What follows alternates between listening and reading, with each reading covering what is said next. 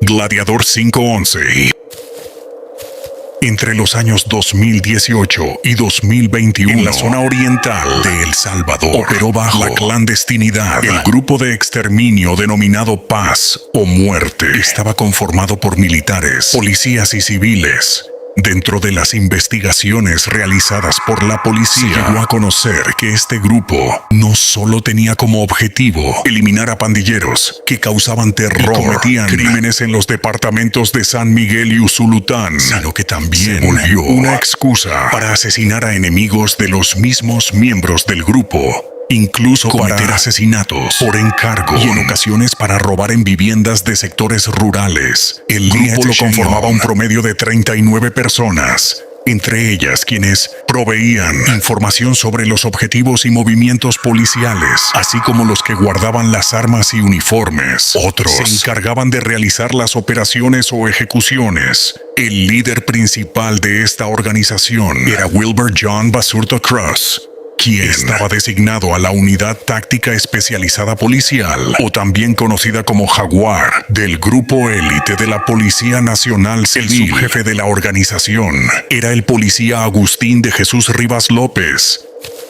Pero lo que más preocupaba a las autoridades es que llegaron a recibir un gran número de denuncias donde señalaban a oficiales de policía de usurpar y hurtar en varias viviendas de diferentes sectores rurales de ambos departamentos, los cuales se realizaban con el único propósito de robar dinero y objetos de valor para financiar las actividades delictivas de esta organización. Los miembros del grupo aterrorizaban a la gente, privaban de libertad al objetivo, a quien señalaban de pertenecer a estructuras criminales, lo que según familiares de las víctimas no era cierto. Era el mes de enero del año 2020 cuando Gerardo Rivera, alias Colmillo, le informó a los miembros del grupo que conocía a un hombre que era colaborador de una pandilla y a quien podían sacarle mucho dinero. Se trataba de Pedro Antonio Portillo Campos, de 44 años de edad. Había graduado como profesor en el año de 1999. Durante muchos años buscó una oportunidad como docente, pero no fue hasta 20 años después que logró una plaza con el Ministerio de Educación. Pedro estaba feliz con su nuevo trabajo. Impartía clases de primaria en el Centro Escolar Cantón Candelaria en San Jorge, un municipio de San Miguel. En la zona Pedro era muy querido. Sabía que los pobladores presentaban muchas necesidades y, de alguna manera, él se había convertido en un ángel de esperanza para muchos. Cada vez que él podía los ayudaba con lo poco que podía. Pedro tenía un año de ejercer el cargo de docente. Cuando finalizó el primer año escolar en 2019, de sus propios fondos, compró panes, con pollo y refrescos para festejar con sus alumnos la despedida del año. Antes de ser docente, Pedro era un reconocido ganadero que andaba de tiangue en tiangue. Además, cultivaba jícama, que se cosecha con facilidad en los terrenos donde él vivía. Tomando el caso, alias Colmillo se reunió con el grupo para brindar detalles sobre la vida de Pedro y programaron el operativo para el 9 de enero de ese año. El grupo se preparó con 2 vehículos, una camioneta propiedad de uno de los integrantes y un pick-up color negro doble cabina que habían rentado. Alias Colmillo se encargó de llevarlos hasta la casa de Pedro, ubicada en el Caserillo, calle La Jícama en San Rafael Oriente, San Miguel. Eran los primeros minutos del día jueves 9 de enero, cuando un promedio de 14 sujetos descendieron de 2 vehículos. Estos cubrían sus rostros con gorros pasamontañas. 4 vestían con uniformes camuflados, como que usan los jaguares de la Unidad Táctica Especial Policial. 7 de ellos usaban uniforme de la Policía Nacional Civil. Y el resto uniformes militares. Todos usaban botas, chalecos antibalas y armas de largo alcance. De pronto ingresaron al terreno y rodearon la vivienda de Pedro. Tocaron la puerta, dijeron que eran de la policía y que llevaban una orden de allanamiento porque les habían informado que en esa casa tenían armas de fuego ilegales. Pedro abrió la puerta obedeciendo a la supuesta autoridad. Rápidamente ingresaron 4 sujetos, entre ellos el agente policial conocido como Eléctrico. Uno de ellos preguntó si tenían armas, a lo que las víctimas respondieron que no. Luego le dijeron que revisarían la casa, que sacaran las pertenencias de valor que tenían y el dinero en efectivo. Una de las tres mujeres entró a un cuarto para sacar el dinero y joyas que tenía. Le pidieron que los colocara en la mesa de la sala. Seguidamente, dos de los sujetos fingieron que realizaban el cateo con el objetivo de robar otros objetos de valor, pero no encontraron nada. Una de las víctimas les pidió que la dejaran usar el teléfono celular para llamar al puesto de la policía en San Rafael Oriente, pero los sujetos dijeron que lo dejaran hacer su trabajo. Pasado unos minutos metieron en una mochila $400, teléfonos celulares de alta gama y joyas valuadas en un promedio de $5,000. Mientras murmuraban: todo esto lo van a esclarecer allá, decían los sujetos. Le pidieron a Pedro que los acompañara de forma voluntaria para que declarara ante el fiscal que el allanamiento lo habían ejecutado con el permiso de ellos. ¿Quién sabe el presentimiento que tuvo? Pedro les rogó una y otra vez: no me lleven, por favor. No me lleven, por favor. Su padre, un anciano con dificultad para caminar, al escuchar la súplica de su hijo, intentó forcejear con los sujetos, pero rápidamente fue sometido en el suelo. Esposaron a Pedro y lo obligaron a subir a uno de los vehículos. Se retiraron del lugar y viajaron por la carretera sin problemas. Tenían gente que les informaba sobre la presencia policial en la zona. Luego se dirigieron a una quebrada donde Pedro fue asesinado de varios impactos de bala. La familia de Pedro llamó al sistema de emergencias 911 para informar que policías y militares habían llegado a realizar un cateo. Los oficiales informaron que ellos no tenían ninguna orden de allanamiento en la zona, lo que preocupó a la familia y desesperados comenzaron a buscar al docente. La policía de San Rafael Oriente y San Jorge se hicieron presentes al lugar para ubicar a los sujetos, pero no localizaron ni a la víctima ni a los delincuentes. Alrededor de las 6 de la mañana, un sobrino de la víctima lo encontró a aproximadamente 2 kilómetros de su casa de habitación. Ya sin vida, este caso dejó impactados y consternados a los pobladores de San Rafael Oriente. Fue una época muy difícil que generó desconfianza y temor a la presencia de las autoridades. El segundo caso ocurrió en el caserío Los Torres, departamento de Usulután. Era el 3 de enero del año 2021. Un grupo de 10 paramilitares llegaron al terreno de la familia Argüello, donde hay 3 viviendas. En una de ellas vivía el ingeniero Yaret, con su esposa y 2 hijos. En la próxima, su hermana y su cuñado. Y en la tercera vivían sus padres. Ese día Yaret descansaba en su casa con su familia, cuando de pronto escuchó que tocaron la puerta. Yaret la abrió y enseguida se dio cuenta que en el terreno habían varios hombres con gorros navarrones, vestidos con ropas oscuras y camufladas con armas de largo alcance. Incluso unos vestían de civil.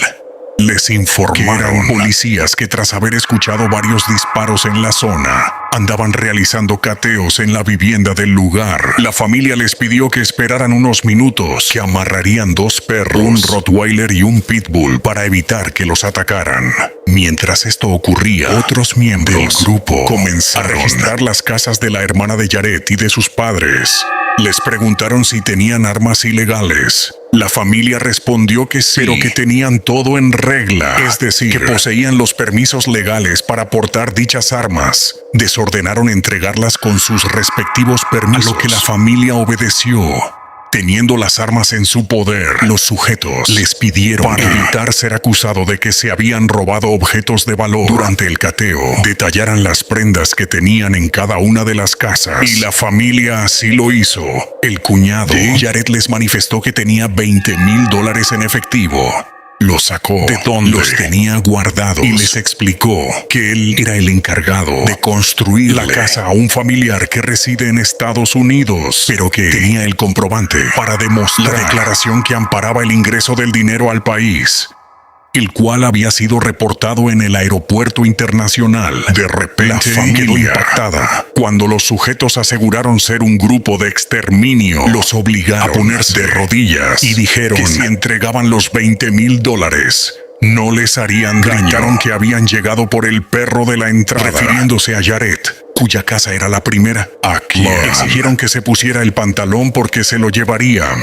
La víctima se rehusó asegurándoles que no iría a ninguna parte, que si le iban a quitar la vida que lo hicieran allí, no delante de sus hijos. Los hombres le pidieron a la esposa del ingeniero que entrara a una de las habitaciones con los niños. Seguidamente se escucharon alrededor de 3 impactos. La mujer asustada se acercó a la ventana y pudo observar cuando los sujetos se marchaban, llevándose el efectivo, 7 armas y varios teléfonos celulares. La madre de Jarrett logró esconder el teléfono y llamaron a la policía para reportar el crimen.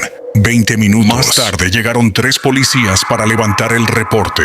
Según la esposa de Jarrett, él no tenía problemas con nadie. Dijo no encontrar motivo por el que le hayan quitado la vida a su esposo, excepto un mes antes, con los 2 perros más bravos de la familia. Ocurrió algo extraño. Se los envenenaron, por lo que Jarrett levantó el muro alrededor de toda la casa, para así evitar que los perros se salieran. En este asesinato se sabe que también participó Pedro Juan Centeno, alias Elena, quien ese mismo era candidato a alcalde de Erewhon en representación del partido Nuevas Ideas. La familia Argüello se sorprendió al saber que algunos policías aseguraban que a Jarrett lo habían asesinado en venganza por haber extorsionado a alguien, pero ellos aseguran tener pruebas que demuestran que el dinero que tenían en su poder había sido declarado en el aeropuerto de El Salvador. Este caso fue muy sonado en la zona. La familia dijo estar dispuesta a que el caso no quedara en la impunidad y denunciaron los hechos en la delegación de la Policía Nacional Civil de Usulután. Otro hecho sucedió cuando el agente Agustín Rivas López, alias Eléctrico, reunió a los miembros para informarles que un pandillero lo había amenazado de muerte si no le colaboraba, dándole información sobre los operativos policiales en la zona. Le dijo que lo conocía y que sabía que era policía. Esa noche el grupo discutió cómo le iban a quitar la vida y de qué manera. El objetivo era Brian Alexis Jamaya Márquez, de 16 años de edad, un ex socorrista de la Cruyff de Salvadoreña. El 29 de marzo del año 2021 llegaron a Callejón Santa Bárbara de la colonia Buenavista en Usulután, donde Brian había llegado a visitar a una chica que pretendía. Al llegar, los miembros del grupo Paz o Muerte gritaron que eran policías, que nadie se moviera, que andaban ejecutando el plan territorial y debían realizar un allanamiento a la propiedad. Los residentes de la casa permitieron el acceso sin haber mostrado una orden judicial. 2 de los sujetos llegaron hasta la puerta y se identificaron como José Armando y Brian Alexander. Obligaron a Brian a ponerse boca abajo en el patio y le ordenaron a las mujeres que ingresaran a la casa y que no salieran, porque Brian quedaba detenido. Mientras el adolescente permanecía en el suelo, uno de los hombres sacó el arma y le disparó en la cabeza. Seguidamente descargó el arma sobre la víctima. Las mujeres angustiadas salieron para ver qué ocurría. Al observar lo que estaba pasando, las 3 sufrieron una crisis nerviosa. Uno de los sujetos molestos las amenazó con un arma de largo alcance y les gritó que eran del grupo de exterminio, Paz o Muerte. Les obligó a entrar nuevamente a la casa. Si no lo hacían, terminarían igual que Brian. Familiares de las víctimas denunciaron el asesinato de sus seres queridos en la delegación policial de Usulután. Pero según ellos, por el hecho de haber miembro de la policía en el grupo, las investigaciones se enfriaron. Pasaban los días, meses, y parecía que las muertes quedaban en la impunidad. Meses más tarde, el caso fue asignado a 2 investigadores de la división Elite contra el Crimen Organizado. Fueron ellos quienes dieron inicio a una exhaustiva investigación. Activaron las antenas telefónicas e intervinieron la llamada de los teléfonos que le habían robado a la familia Argüello. Así pudieron identificar a 2 de los sospechosos. Uno de ellos era el policía Agustín de Jesús Rivas López. Este sujeto, al percatarse que estaba siendo investigado, decidió renunciar a la corporación policial para marcharse a Estados Unidos, pero fue capturado mientras firmaba la renuncia. Las investigaciones fueron fundamentadas con llamadas telefónicas y el relato del testigo África, un miembro de la organización que decidió colaborar con la fiscalía a cambio de beneficios penales. Según la policía, los miembros del grupo Paz o Muerte dormían de día y se organizaban por las noches para cometer los actos delictivos. El 31 de enero del año 2021, Cristian Antonio Francisneros fue capturado por su posible participación en la muerte del ingeniero Yaret Argüello y Brian Alexis. A Maya además le decomisaron varias armas, uniforme de la Policía Nacional Civil y Militares. El 21 de septiembre del año 2021, la Policía Nacional Civil, en conjunto con la Fiscalía General de la República, logró la captura de al menos 24 personas, a quienes se les acusa de colaborar con el grupo de exterminio. Todos ellos se encuentran a la espera de que un juez determine una sentencia, o sea, absuelto de cargo. El 24 de febrero del año 2023, el Tribunal Primero de Sentencia de San Miguel sentenció a Agustín de Jesús Rivas López a 30 años de prisión por cada uno de los asesinatos de José Saúl Coreas, Brian Alexis Amaya y el de Yaret Argüello. Además, recibió 48 años por 4 robos cometidos, mientras el grupo delincuencial y deberá cancelar, en concepto de responsabilidad civil, a las familias afectadas la cantidad de $30,275. Nosotros, la Policía Nacional Civil, en conjunto con el Grupo Especial de Tajo Muerte, hacemos un llamado a la Iglesia Católica del Salvador, a todas las instituciones de derechos nacionales e internacionales, grupos religiosos en general, ya que nuestros gobernantes han tomado la decisión de llevar a cabo una serie de medidas extraordinarias en el plan de seguridad. Queremos que todo tipo de opinión o comentario a favor de estos grupos pandilleros. Y así hemos llegado al final de esta historia. Me gustaría saber la opinión de ustedes sobre este caso. Si desean apoyar este contenido, lo pueden hacer dándole un me gusta y compartiéndolo con sus amigos. Espero estén bien, donde quiera que se encuentren.